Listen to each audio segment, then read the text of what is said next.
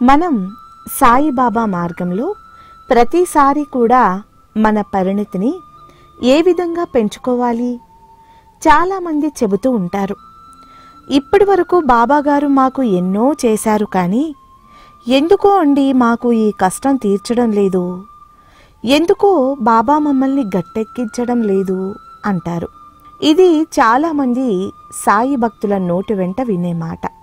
సాయిబాబా మార్గంలో మనం తెలుసుకోవాల్సింది ఏమిటంటే, మనం అదృష్టవశాత్తు పూర్వజన్మలో చేసుకున్న పుణ్య ఫలితం చేత ఈ జన్మలో మనం సమర్థ సద్గురువైన శ్రీ సాయినాథుని ఒడికి చేరాము.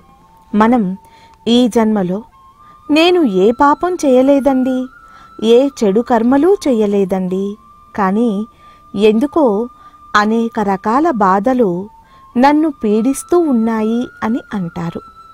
శ్రీ సాయి సద్గురుని ఆశ్రయించిన భక్తులు చాలామంది ఇదే మొరను బాబాకు చెప్పుకుంటారు.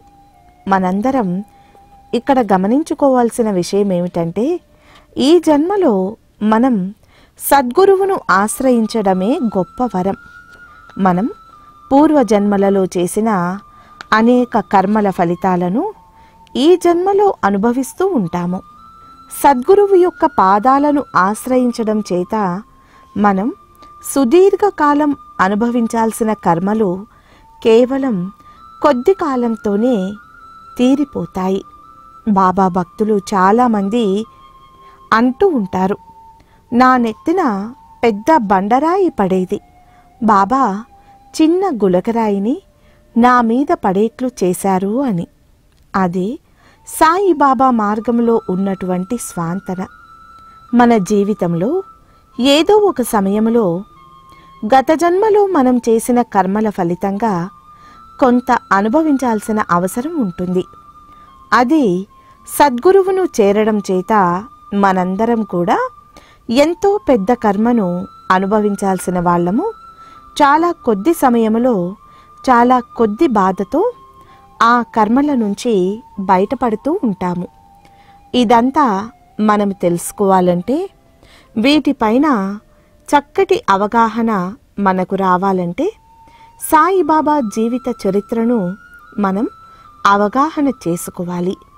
అవగాహన చేసుకున్న వాటిని ఆచరణలో పెడితే జీవితంలో చిన్న చిన్న విషయాలకు హైరాణ పడిపోము. మాకు తెలిసిన ఒక పెద్దావిడ క్యాన్సర్ వ్యాధితో బాధపడుతూ ఉంది. నిజానికి ఆ వయసులో ఆపరేషన్ కూడా చాలా కష్టం. ఆవిడను పలకరించడానికి వెళ్ళినప్పుడు ఒక మాట అన్నారు. ఆమెలో నిజంగా ఎంత పరిణతి ఉంటే, బాబా పట్ల ఎంత నమ్మకం ఉంటే ఆ మాట అని ఉంటారు. ఆ అమ్మ ఏం చెప్పిందంటే, నేను పూర్వజన్మలో చేసిన కర్మలను ఇప్పుడు అనుభవించాలి, తప్పదు. ఈ కర్మ తప్పించమని నేను బాబాగారిని కూడా అడగను. కాకపోతే నా ఈ 70 ఏళ్ల వయసులో నేను ఇంకొంతకాలం సాయికి సేవ చేసుకోవాలి అని ఉంది. ఇదొక్కటే అడిగాను బాబాను. బాబా, ఈ శరీరానికి ఒక వ్యాధి వచ్చింది.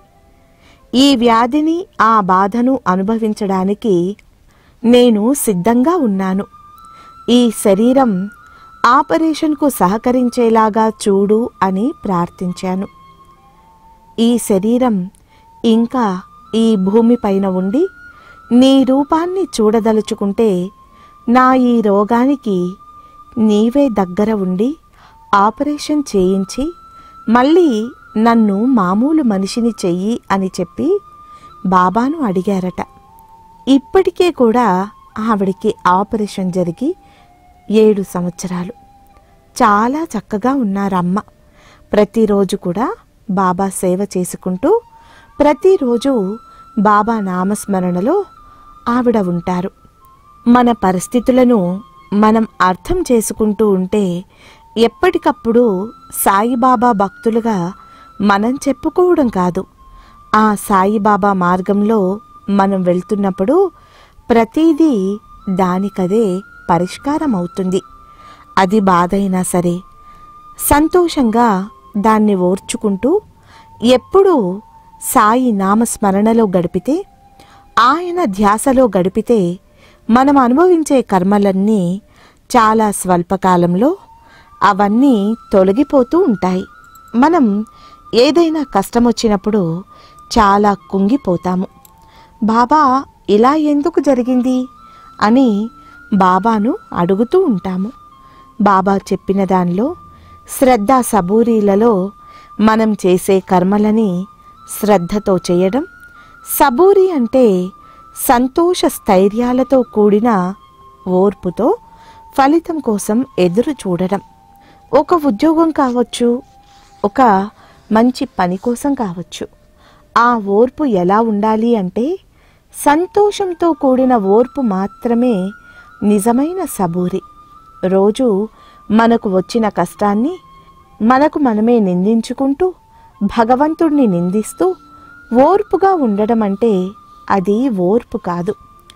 ఎలాంటి ఓర్పు ఉండాలి అంటే, బాబా నాకు ఈరోజు ఈ కష్టం వచ్చింది, ఎలా అయినా సరే నీవు ఉన్నావన్న ధైర్యంతో ఈ సమస్య నుండి బయటపడతాననే సంపూర్ణ విశ్వాసం నాకు ఉంది. నేను ఎలా అయినా ఈ సమస్య నుంచి బయటపడతాననే ఒక సంతోషంతో కూడినటువంటి ఓర్పు మనల్ని ఎంతటి కష్టం నుండైనా బయటపడేస్తుంది. ఇది సాయిబాబా మార్గంలో మనం అనుసరించాల్సింది, పాటించాల్సింది. ఈ దృక్పథంతో ఉన్న వాళ్లకు చివరకు సుఖశాంతులు లభిస్తాయి. బాబా ఏం చెప్పారు? మీ యొక్క భారాలను నాపై పడవేయండి, మీరు నిశ్చింతగా ఉండండి అని చెప్పారు.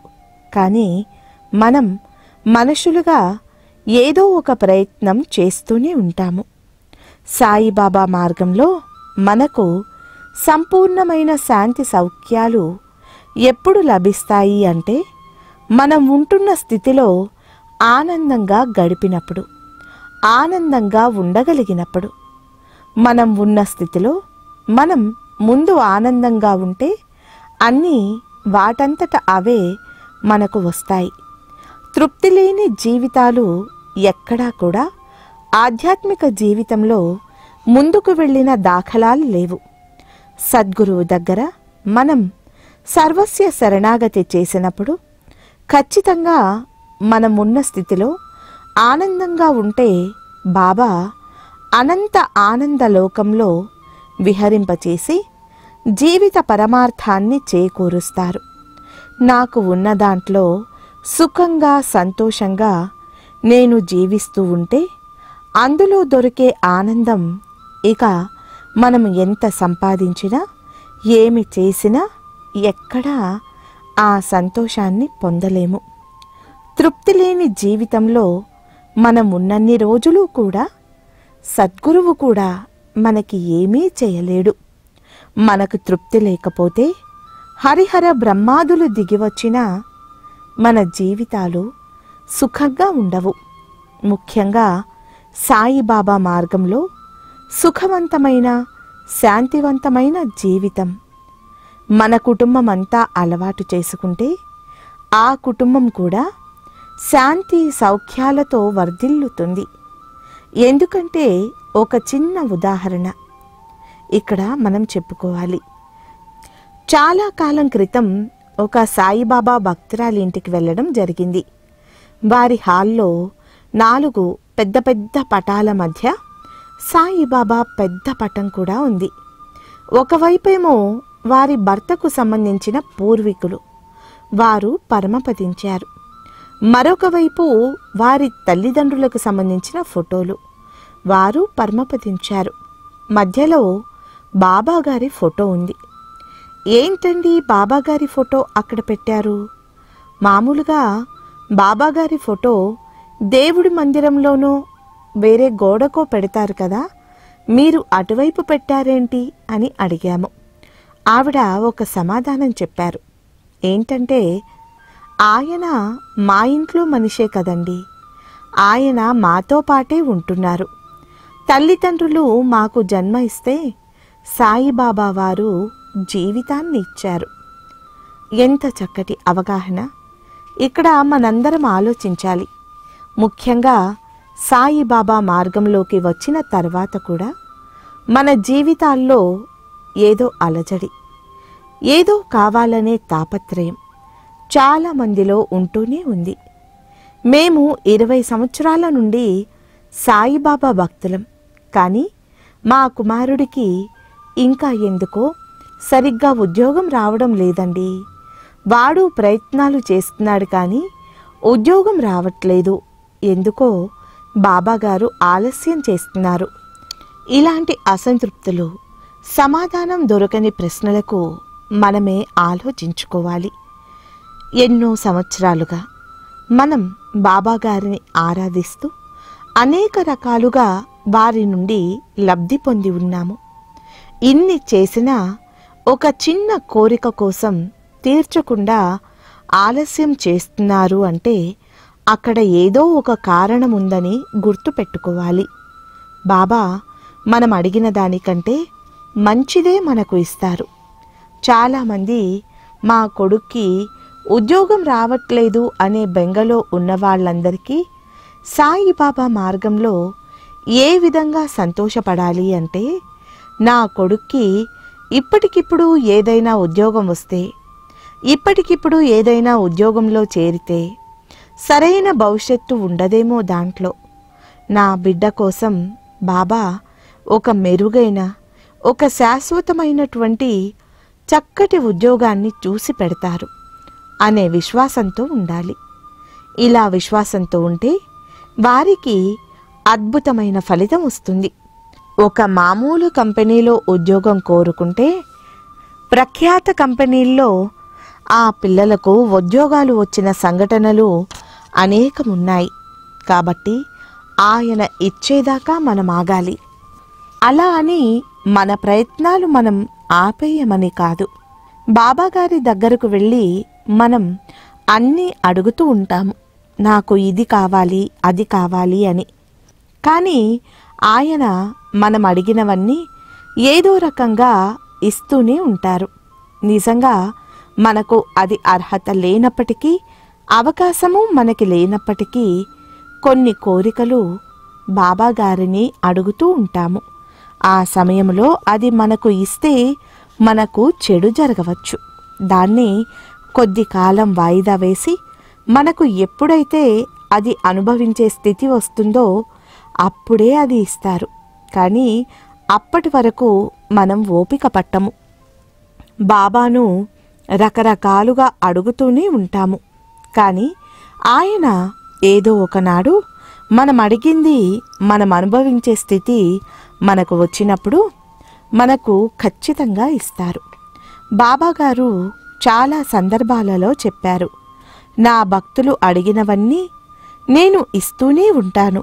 ఎప్పటి వరకు అంటే నేను ఇవ్వదలుచుకున్నది వాడు అడిగే వరకు. నిజంగా ఆయన ఏమి ఇవ్వదలుచుకున్నారో మనకు తెలియదు. నిజంగా భగవంతుని దగ్గర కోరిక కోరుకోవడానికి కూడా మనకు అదృష్టం ఉండాలి అంటారు. మనం రకరకాల కోరికలు కోరుతూ ఉంటాము. కానీ భగవంతుడు నిజంగా మనకి ఏమి ఇవ్వదలుచుకున్నాడో మనకు తెలియదు. అటువంటప్పుడు బాబా ఇచ్చేది ఎంత గొప్పగా ఉంటుందో మనందరము ఆలోచించాలి. నా భక్తులు కోరేవన్నీ నేను ఇస్తూనే ఉంటాను, వారు నేను ఇవ్వాల్సింది అడిగే వరకు. ఈ మాటను అందరూ గుర్తు పెట్టుకోవాలి. బాబాగారు మనకు ఏమి ఇవ్వదలుచుకున్నారో నిజంగా అది అత్యద్భుతంగా ఉంటుంది. మరి మనకు అది ఎలా తెలియాలి, ఎలా తెలుస్తుంది అంటే, నాకు ఏది అవసరమో అది సాయికి తెలుసు అనుకున్నప్పుడు నిజంగా ఆయన ఇవ్వదలుచుకుంది అప్పుడు ఇస్తారు.